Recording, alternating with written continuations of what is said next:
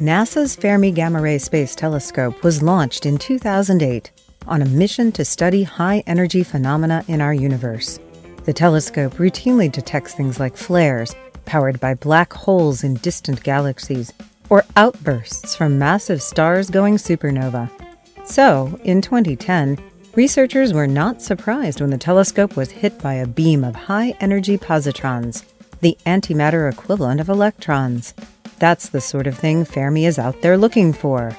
But they were surprised when they realized where the antimatter came from, not from some black hole light years across the galaxy, but rather from our own planet. The source was a thunderstorm just 3,000 miles away. Earth's magnetic field seems to have corralled about 100 trillion positrons from the storm into a tight beam and funneled them all the way to the spacecraft, explains lightning expert Joseph Dwyer of the Florida Institute of Technology. Something was producing antimatter above the clouds of Earth and hurling it into space at nearly the speed of light. But what? Dwyer and collaborators at the NASA Marshall Space Flight Center and the University of Alabama believe they have figured it out. The answer, says Dwyer, is dark lightning. Dark lightning may sound like an oxymoron, but there is growing evidence that it is real. Ordinary lightning happens when electric fields build up inside thunderclouds. Electrons rush from one part of the cloud to another to try to cancel out the growing voltage. The flash of light we see traces the path of the charged particles, which heat the air 5 times hotter than the sun. If Dwyer's ideas are correct, dark lightning is a competitor of ordinary lightning. It also tries to cancel out the thunderstorm's electric fields. The process, he says, goes something like this. Under the right conditions, electric fields in a thunderstorm can create a powerful avalanche of electrons, shooting upwards nearly as fast as light. The electrons collide with air molecules, in turn producing gamma rays.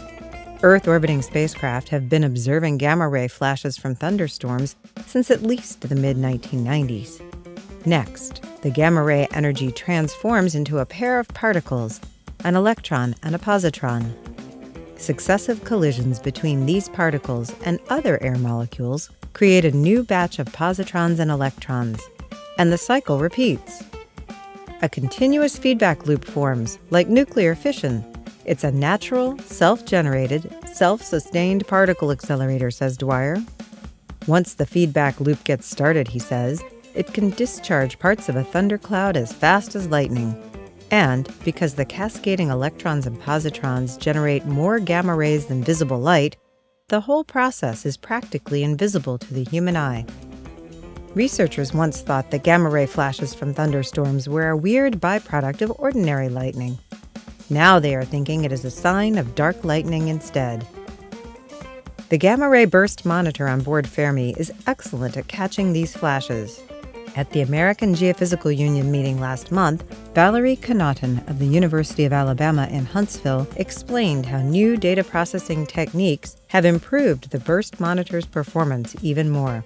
In mid-2010, we began testing a mode which allows us to locate many faint gamma-ray flashes we had been missing, she said. Now, team members estimate Fermi should be able to catch almost 1,000 flashes a year.